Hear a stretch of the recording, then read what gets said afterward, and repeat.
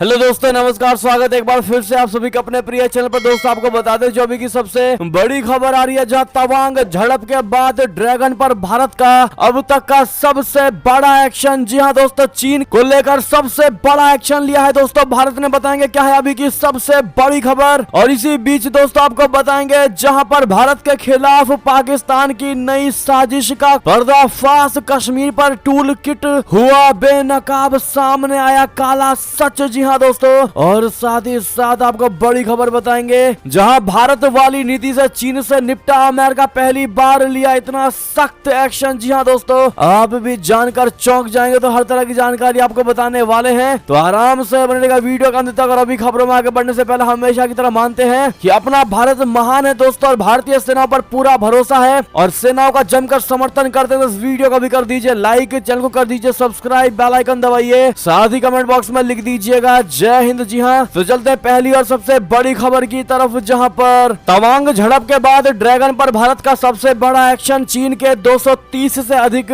सट्टेबाजी और loan application होंगे बंद। जी हाँ दोस्तों, अरुणाचल प्रदेश के तवांग में भारत और चीन सेना के बीच दिसंबर में हुई झड़प के बाद केंद्र सरकार ड्रैगन के खिलाफ सबसे बड़ा एक्शन लेने जा रही है। इसमें चीन के अर्थव्यवस्था की कमर टूट जाएगी। भारत के इलेक्ट्रॉनिक्स और सूचना प्रौद्योगिकी मंत्रालय ने चीनी लिंक वाले 138 सट्टेबाजी एप्लीकेशन और 94 ऋण देने वाले एप्लीकेशन को बंद करने का ऐलान किया है। इससे चीन के चारों खाने चित्त हो गए। भारत ने सुरक्षा चिंताओं के बीच चीन से जुड़े सट्टेबाजी और उधार देने वाले एप्लीकेशन पर प्रतिबंध लगाने का ये निर्णय किया है। भारत ने ये फैसला ऐसे वक्त में किया जब सीमा पर दोनों देशों के संबंध बेहद नाजुक दौर से गुजर रहे हैं, और हाल ही में भारत व अमेरिका के बीच राष्ट्रीय सुरक्षा सलाहकार स्तर की वार्ता हुई है। ऐसे में चीन पर यह बड़ी गाज गिराना भारत के कड़े रुख के बारे में बहुत कुछ दर्शाता है। अमेरिका के बाद भारत ब्रिटेन के साथ भी सुरक्षा और सहयोग के मसले पर एनएसए लेवल की वार्ता कर रहा है। सीमा संघर्ष के बाद 2020 में चीन के साथ राजनीतिक तनाव शुरू होने के बाद से भारत ने देश में कई अन्य लोकप्रिय चीनी एप्लीकेशन पर प्रतिबंध लगा चुकी है, जिसमें टिकटॉक समेत कई गेमिंग और अन्य एप्लीकेशन शामिल थे। चीन ने लोन और सट्टेबाजी एप्लीकेशन के जरिए देश में हजारों लोगों को ठगी का शिकार बनाया है दोस्तों। इससे भारतीयों का पैसा खींचकर चीन में भेजा जा रहा है। इन चीनी एप्लीकेशन का इस्तेमाल युवाओं को कम ब्याज और बिना गारंटी के लोन देने और कुछ ही समय में अंधाधुंध कमाई करने का लालच देकर किया जा रहा है दोस्तों। आपके रिलेशन में भी, आपके दोस्तों में बहुत से ऐसे लोग होंगे जिन्होंने इस एप्लीकेशन के थ्रू लोन लिया होगा दोस्तों, और बाद में उनको फंसाया गया होगा। ऐसे में भारत सरकार ने अब इस पर एक्शन लेकर के चाइना पर सबसे बड़ा एक्शन लिया है दोस्तों, और चीन को दिखा दिया है कि भारत हर तरीके से तुमको नहीं छोड़ने वाला। तुम डाल तो भारत पात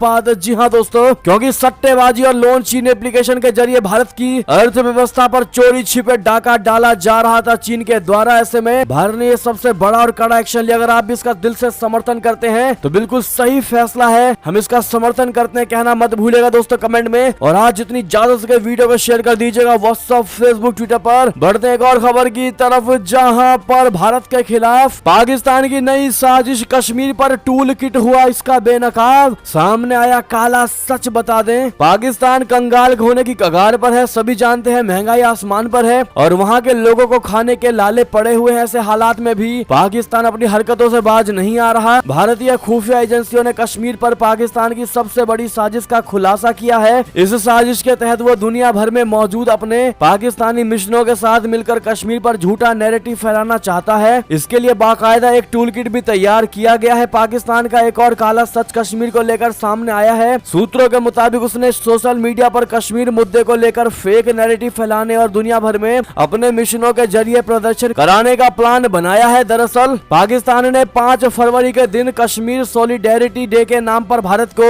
अंतर्राष्ट्रीय स्तर पर बदनाम करने के लिए बड़ी प्लानिंग की है। आईएनएसए के हाथ लगे एक सीक्रेट नोट से पता चला है कि सोशल मीडिया पर कश्मीर मुद्दे पर फर्जी कहानी और प्रचार फैलाने के लिए पाकिस्तान की तरफ से एक विस्तृत टूल किट तैयार किया गया है। इस्लामाबाद में स्थित पाकिस्तान के विदेश मंत्रालय की तरफ से दुनिया भर में मौजूद सभी पाकिस्तानी मिशनों को भेजे इस सीक्रेट नोट में भारत के खिलाफ कश्मीर पर साजिश को कैसे अंजाम देना है उसके लिए टूल किट शेयर किए गए हैं। पाकिस्तानी विदेश मंत्रालय ने 26 जनवरी से 3 फरवरी के बीच अपने पाकिस्तानी मिशनों को फैक्स और ईमेल के जरिए ये बताया है कि किस तरीके से कश्मीर में तैनात भारतीय सुरक्षा बलों के खिलाफ झूठे मानवाधिकार हनन के मामलों को सामने रखना है, जिससे भारत के खिलाफ दुनिया को गुमराह किया जा सके। इस सीक्रेट नोट में इसके लिए तमाम वीडियो के लिंक भी शेयर किए गए हैं, जिन्हें प्रदर्शनों के दौरान और सोशल मीडिया पर इस्तेमाल करना है। जी हाँ, सूत्रों के मुताबिक दुनिया भर के देशों की मीडिया में इस झूठे नैरेटिव को लेकर बेहतर कवरेज मिले, इसके लिए भी प्लानिंग बनाने के लिए कहा गया है। जी हाँ दोस्तों, पाकिस्तान सरकार ने कश्मीर पर जिस टूल किट को तैयार किया उसमें कश्मीर को लेकर कई गलत फैक्ट और फेक वीडियो का सहारा लिया गया है। इन फर्जी वीडियो में यह बताया गया है कि कश्मीर के लोगों के पास आजादी नहीं है, उन्हें घरों में बंद कर दिया गया है और भारतीय सुरक्षा बल आम कश्मीरियों पर अत्याचार करते हैं। ऐसे में दोस्तों पाकिस्तानी सरकार को भी पता है कि पाकिस्तान अब डूब चुका है, उसका निकलना नामुमकिन है। तो क्यों ना कश्मीर पर फेक नैरेटिव फैला करके भारत को बदनाम करके भारत को भी गिराने की कोशिश करते हैं। पाकिस्तान को पता है कि वो खुद तो उठ नहीं पाएगा, लेकिन भारत जो बढ़ रहा है आगे, वो भी बुलेट की स्पीड से भी तेज की गति से, तो क्यों ना भारत की इमेज को पूरे विश्व में डाउन किया जाए। और ऐसे में दोस्तों सबसे बड़ा पर्दाफाश हुआ है कश्मीर पर पाकिस्तान का। इस पर आपकी अपनी जो भी निजी राय हो दोस्तों कमेंट में लिखकर हमें जरूर बताइएगा। लेकिन दोस्तों जिन्होंने वीडियो को लाइक नहीं किया प्लीज लाइक कर दीजिएगा और शेयर करना मत भूलिएगा। साथ ही साथ दोस्तों इसी से जुड़ी बड़ी खबर आपको बताते हैं, जहां पर कश्मीर एकजुटता दिवस मनाने पर शहबाज को जमकर ट्रोल किया है लोगों ने खुद पूछा शहबाज से, क्या ये करके आपको आटा मिल गया। जी हाँ दोस्तों, बता दें कि ट्विटर पर शहबाज शरीफ को लोगों ने ट्रोल करते हुए एक यूजर ने लिखा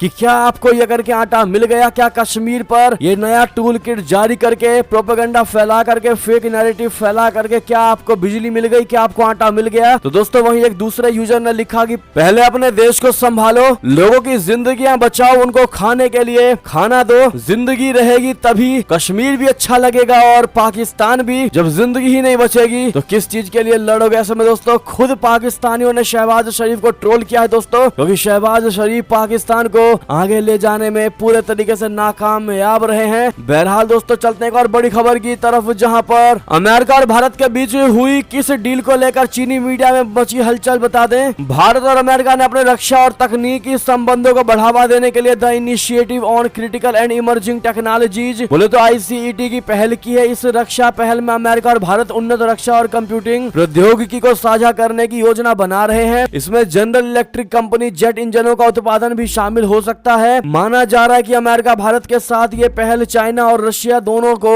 एक साथ साधने के लिए कर रहा है। इसे लेकर चीन के एक प्रमुख अखबार ने कहा है कि भारत और अमेरिका उस कपल की तरह है जो सोते तो एक ही बिस्तर पर है, लेकिन उनके इरादे बिल्कुल अलग हैं। चीनी कम्युनिस्ट सरकार के मुखपत्र माने जाने वाले अखबार ग्लोबल टाइम्स ने अपने एक लेख में लिखा है कि अमेरिकी राष्ट्रीय सुरक्षा सलाहकार जैक सुलिवन ने अपने भारतीय समकक्ष अजीत डोभाल से मुलाकात की और इस मुलाकात में ICET पहल के साथ आधिकारिक तौर पर दोनों देशों की रणनीतिक साझेदारी को आगे बढ़ाया है। अखबार लिखता है कि एक चीनी कहावत है कि एक ही बिस्तर अलग अलग सपने। कहावत एक ऐसे कपल की बात करता है जो एक दूसरे से जुड़े हैं लेकिन जिनके इरादे एकदम अलग हैं। ये कहावत अमेरिका और भारत के बीच संबंधों का सटीक वर्णन प्रतीत होता है। मई 2020 में टोक्यो में अमेरिकी राष्ट्रपति जो बाइडेन और भारतीय प्रधानमंत्री नरेंद्र मोदी मिले थे और दोनों ने इस पहल को शुरू करने की बात कही थी। दोनों पक्ष जानते हैं कि इसकी जरूरत दोनों को है। जी हाँ दोस्तों, ग्लोबल टाइम्स ने लिखा कि भारत अमेरिका के साथ इस उम्मीद में तकनीकी संबंध बढ़ा रहा है ताकि उसे उन्नत तकनीक हासिल हो और अमेरिका से इसके लिए फंडिंग मिले। भारत चाहता है कि इसके जरिए वो क्षेत्र में विकास करे, ग्लोबल इंडस्ट्री और सप्लाई चेन में चीन को पीछे छोड़ सके। यानी कि दोस्तों चीन को ये तगड़ी वाली मिर्ची लगी है भारत और अमेरिका के बीच इस डील को देख करके। जी हाँ, बहरहाल अगर आप भी मानते हैं कि भारत को आगे बढ़ना चाहिए, जिसको जलन हो या जिसको भी जलस हो रहा है दोस्तों, उससे भारत का और फायदा ही है, तो अपनी राय अवश्य दीजिएगा और कमेंट में मेरा भारत महान लिखना मत भूलिएगा। हमेशा की तरह बात करते हैं एक और बड़ी खबर की, जहां पर चीन से तनाव के बाद भारत आ रही कनाडा की विदेश मंत्री PM जस्टिन ट्रूडो और जिनपिंग में हुई थी हॉट टॉक। बता दें चीन और कनाडा के बीच पिछले कई महीनों से तनाव चल रहा है। नवंबर 2022 में इंडोनेशिया के बाली में कनाडा के प्रधानमंत्री जस्टिन ट्रूडो और चीन के राष्ट्रपति शी जिनपिंग में हॉट टॉक हो गई थी। भारत और चीन के रिश्ते पहले से ही बेहद नाजुक दौर से गुजर रहे हैं। ऐसे वक्त में कनाडा की विदेश मंत्री मेलानी जोली सोमवार से भारत की 2 दिवसीय यात्रा पर आ रही हैं। भारत और कनाडा के बीच इस दौरान सुरक्षा और सहयोग के मसले पर अहम बातचीत हो सकती है। भारत और कनाडा के बीच संबंधों को मजबूत होते देख चीन परेशान हो उठा है। कनाडा की विदेश मंत्री मेलानी जोली अपने भारतीय समकक्ष S जयशंकर जी के साथ व्यापक वार्ता करने के लिए सोमवार को भारत की 2 दिवसीय यात्रा शुरू करेंगी। अधिकारियों ने बताया है कि दोनों विदेश मंत्रियों के बीच सोमवार शाम को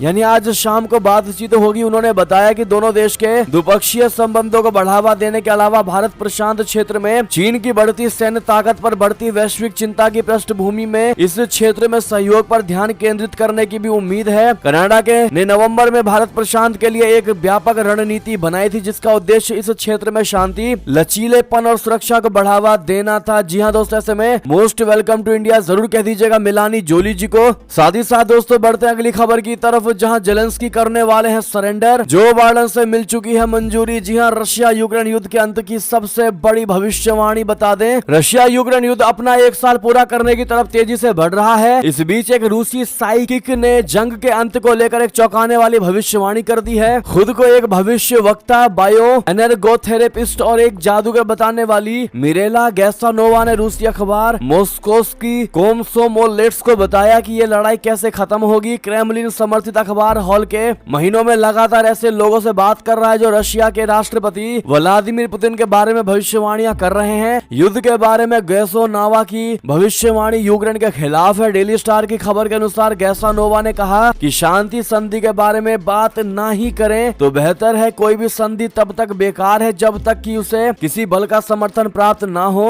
उन्होंने कहा कि रूसी नेतृत्व इसे समझता है। हम जल्द ही ऐसी घटनाएं देखेंगे जो इस युद्ध की तस्वीर बदल देंगी। जल्द ही यूक्रेन में रशिया के बेस होंगे। जब यूक्रेन की धरती से हमारे देश को कोई खतरा नहीं होगा तो युद्ध खत्म हो जाएगा। जी हाँ, यूक्रेन के राजनीतिक शासन में परिवर्तन की भविष्यवाणी करने वाली महिला से जब पूछा गया कि ये सब कब होगा तो उन्होंने जवाब दिया, बहुत जल्द होगा। उन्होंने कहा कि ये बदलाव यूक्रेन के राष्ट्रपति वोलोडिमिर जेलेंस्की के सरेंडर के माध्यम से आएगा। इसके लिए लंबा इंतजार नहीं करना होगा। गैसानोवा ने दावा किया कि अमेरिकी राष्ट्रपति जो बाइडेन ये समझ गए हैं कि जेलेंस्की अब ज्यादा देर तक टिक नहीं पाएंगे। उन्होंने पहले ही उनके सरेंडर को मंजूरी दे दी है। जी हाँ दोस्तों, चलते हैं अगली खबर की तरफ, जहां पर बांग्लादेश में एक बार फिर मंदिरों में तोड़ फोड़, 14 जगहों पर तोड़ी गई मूर्तियां। जी हाँ दोस्तों, बांग्लादेश में एक बार फिर मंदिरों में तोड़ फोड़ का मामला सामने आया है। इस बार असामाजिक तत्वों ने 1 या 2 नहीं बल्कि 14 के 14 मंदिरों में तोड़ फोड़ कर दी है। तो वहीं मामले की जानकारी मिलते ही पुलिस ने जांच शुरू कर दी है। दरअसल पश्चिमोत्तर बांग्लादेश में अज्ञात बदमाशों ने शनिवार रात और रविवार तड़के सुनियोजित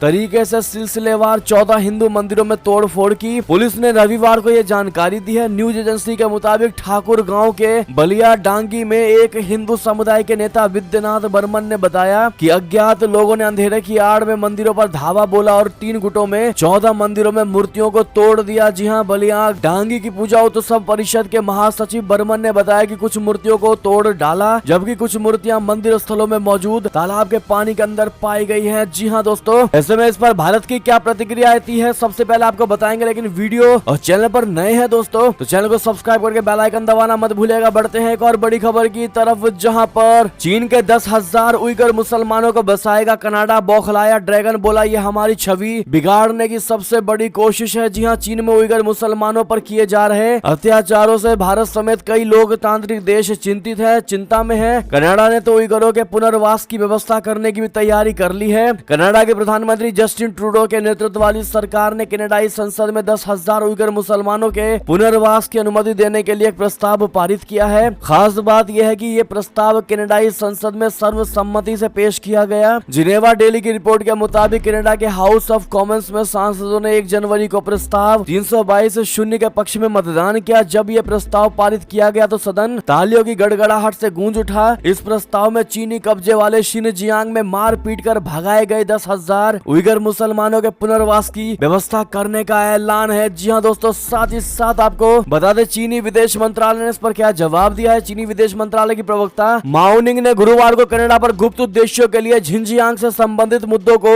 राजनीतिक रूप से जोड़ तोड़ करने, दुष्प्रचार फैलाने और जनता को गुमराह करने का आरोप लगाया। इसके अलावा जिनेवा में संयुक्त राष्ट्र में चीन के मिशन के एक वरिष्ठ अधिकारी जियांग डुआन ने यह भी कहा कि ऐतिहासिक तौर पर कनाडा ने अपनी भूमि के स्वदेशी लोगों को लूट लिया, उन्हें मार डाला और उनकी संस्कृति को मिटा दिया। चलते हैं दोस्तों अगली बड़ी खबर की तरफ, जहां पर पाकिस्तान में 13 फरवरी से होगा बवाल अगर मानी IMF की शर्तें। व्यापारियों ने हुकूमत को दे दी धमकी, बुरे फंसे शहबाज शरीफ। बता दें पाकिस्तान के व्यापारियों ने धमकी दी है कि अगर सरकार अंतर्राष्ट्रीय मुद्रा कोष यानी IMF की शर्तों को पूरा करने के लिए नए सिरे से टैक्स लगाती है तो वो देशव्यापी विरोध शुरू कर देंगे। साथ ही मांग की है कि सरकार इसके बजाय सेना के जनरलों, न्यायाधीशों और सांसदों के वेतन में कटौती करे। डॉन की रिपोर्ट के मुताबिक पाकिस्तान के मरकजी तंजीम ताजिरन बोले तो व्यापारियों का केंद्रीय संगठन के प्रतिनिधियों ने कहा कि अगर नए टैक्स लागू किए गए तो वे 13 फरवरी से पूरे देश में एक विरोध आंदोलन शुरू कर देंगे। डॉन की रिपोर्ट के अनुसार संगठन के नेताओं ने शासकों को चेतावनी दी है कि देश की आर्थिक स्थिति ने आम जनता और व्यापारिक समुदाय पर अधिक कर्तव्यों का बोझ डालने के लिए कोई जगह नहीं छोड़ी है। उन्होंने इस बात पर निराशा व्यक्त की है कि एक परमाणु देश की अर्थव्यवस्था की स्थिति गंभीर रूप से खराब है और प्रत्येक बीतते दिन के साथ बिगड़ती जा रही है। चलते हैं दोस्तों अगली बड़ी खबर की ओर, जहां पर भारत वाली नीति से चीन से निपटा अमेरिका पहली बार लिया इतना सख्त एक्शन। बता दें, अमेरिका के कई शहरों के ऊपर से गुजरने वाले चाइनीज बलून को आखिरकार यूएस आर्मी ने मार ही गिराया। अमेरिका ने पहली बार चीन के खिलाफ कोई ऐसा सख्त कदम उठाया है। माना जा रहा है कि ये कदम अमेरिका ने भारत की नीति पर चलकर उठाया है। चर्चाएं ये हो रही है कि अमेरिका का ये एक्शन तब सामने आया है जब भारत ने भी चीन के साथ सख्ती से बर्ताव किया है। दरअसल भारत और चीन के बीच 2020 जून से सीमा पर विवाद जारी है, जिसमें भारत का रवैया बहुत सख्त है। 2020 में गलवान में भारत और चीनी सैनिकों के बीच झड़प हुई थी, जिसके बाद भारतीय सैनिकों ने चीनी सैनिकों को खदेड़ दिया था। इसके बाद हाल में अरुणाचल से के तवांग सेक्टर में फिर से चीन और भारत के सैनिकों के बीच तकरार हुई थी। यहाँ भी भारतीय सैनिकों ने चीनी सैनिकों को खदेड़ दिया था। भारत ने दोनों ही बार चीन को मुंहतोड़ जवाब दिया है। बताया अब ये जा रहा है दोस्तों कि इससे पहले भी 3 बार अमेरिका के ऊपर से चाइनीज बलून गुजरे हैं, लेकिन पेंटागन ने बलून को कोई नुकसान नहीं पहुंचाया। लेकिन इस बार राष्ट्रपति जो बाइडेन के आदेश पर अमेरिकी लड़ाकू जहाज ने इसे मार गिराया है। रविवार को यूएस आर्मी ने बलून के मलबे से सभी उपकरण बरामद करने का अभियान शुरू किया है। तो वहीं चीन के ने रविवार को इस कार्यवाही पर कड़ी प्रतिक्रिया देते हुए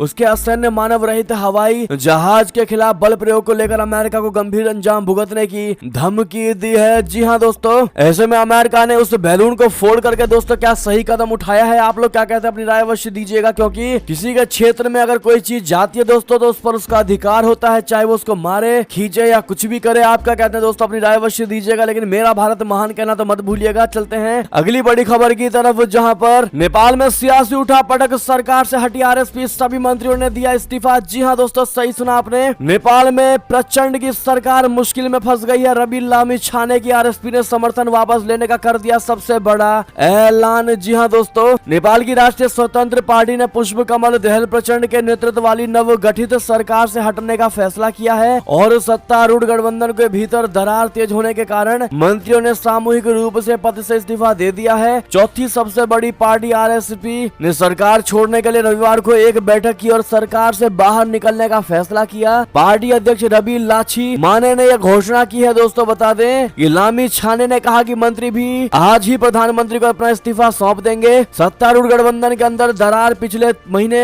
तब शुरू हुई जब सुप्रीम कोर्ट ने पिछले दिनों सिटीजनशिप के मामले में लामिछाने के सांसद पद को असामान्य कर दिया। जिस समय कोर्ट ने फैसला सुनाया उस समय लामिछाने उप प्रधानमंत्री और गृह मंत्रालय के मंत्री भी थे। जी हाँ दोस्तों, चलते हैं एक और बड़ी खबर की तरफ, जहां पर अमेरिका ही नहीं इन देशों की भी जासूसी कर गया चीनी गुब्बारा, दुनिया को नहीं लगने दी थोड़ी सी भी भनक। जी हाँ दोस्तों, अमेरिका ने जिस चीनी जासूसी गुब्बारे को मार गिराया, दरअसल वो अमेरिका ही नहीं बल्कि दुनिया के कई मुल्कों की भी जासूसी कर गया। इसने कनाडा समेत यूरोप के उत्तरी इलाके के कई देशों की न सिर्फ खुफिया जानकारियां समेटी बल्कि दुनिया के कई बड़े समुद्री मार्गों पर होने वाली गतिविधियों को भी ऐसी खुफिया जानकारियां चीन को भेज दी। हालांकि चीन में इस गुब्बारे को महज मौसम की जानकारी लेने वाला एयरशिप करार देते हुए अपना कड़ा विरोध दर्ज कराया गया। विदेशी मामलों के जानकार बताते हैं कि चीन इससे पहले भी ऐसे कई एयरशिप प्रोग्राम को न सिर्फ लॉन्च कर चुका है बल्कि उसकी लॉन्चिंग से लेकर लैंडिंग तक पर चीनी सेना के बड़े अधिकारियों ने गर्मजोशी से उसका स्वागत भी किया है। फिलहाल अमेरिका के एयर स्पेस में उड़ रहे इस गुब्बारे को तबाह किए जाने के बाद चीन और अमेरिका में तनाव बढ़ गया है। चलते हैं दोस्तों एक और बड़ी खबर की ओर, जहां अगले साल होने वाले आम चुनाव से फिर सक्रिय हुई लिज ट्रस,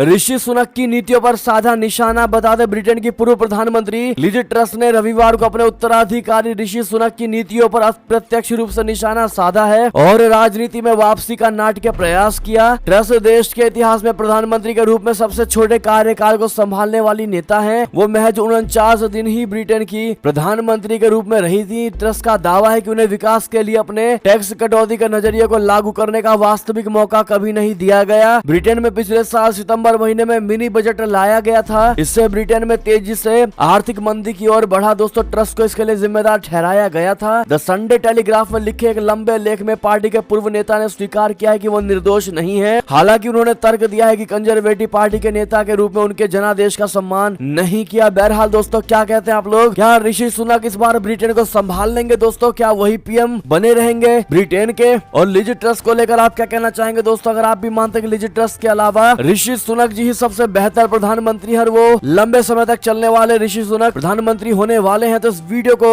शेयर जरूर कर दीजिएगा व्हाट्सएप पर दोस्तों, और वीडियो को लाइक करना तो बिल्कुल मत भूलिएगा। चलते हैं बढ़ते एक और खबर की ओर, जहां जाति भगवान ने नहीं बनाई, ये पंडितों की देन है। जी हां, मानस विवाद के बीच संघ प्रमुख मोहन भागवत का बड़ा बयान। बता दें, राष्ट्रीय स्वयं सेवक संघ प्रमुख मोहन भागवत ने रामचरित मानस विवाद के बीच बड़ा बयान दिया है। आरएसएस प्रमुख मोहन भागवत ने जाति व्यवस्था पर कहा कि जाति भगवान ने नहीं बनाई है, बल्कि जाति पंडितों ने बनाई है, उन्होंने कहा कि भगवान ने हमेशा बोला है कि मेरे लिए सभी एक हैं, उनमें कोई जाति या वर्ण नहीं है, लेकिन पंडितों ने श्रेणी बनाई जो कि गलत था। आरएसएस प्रमुख ने कहा कि देश में विवेक चेतना अभी सभी एक है, उसमें कोई अंतर नहीं, बस मत अलग अलग है। आरएसएस प्रमुख ने ये बयान मुंबई में संत रोहिदास की जयंती पर आयोजित एक कार्यक्रम के दौरान दिया। जी हां दोस्तों, संघ प्रमुख मोहन भागवत ने कहा कि हमारे समाज के बंटवारे का ही फायदा दूसरों ने उठाया है, इसी का फायदा उठाकर हमारे देश में आक्रमण हुए और बाहर से आए लोगों ने फायदा उठाया। उन्होंने सवाल करते हुए कहा कि हिंदू समाज देश में नष्ट होने का भय दिख रहा है क्या? ये बात आपको कोई ब्राह्मण नहीं बता सकता, आपको समझना होगा। हमारे आजीविका का मतलब समाज के प्रति भी जिम्मेदारी होती है। जब हर काम समाज के लिए है तो कोई ऊंचा, कोई नीचा या कोई अलग कैसे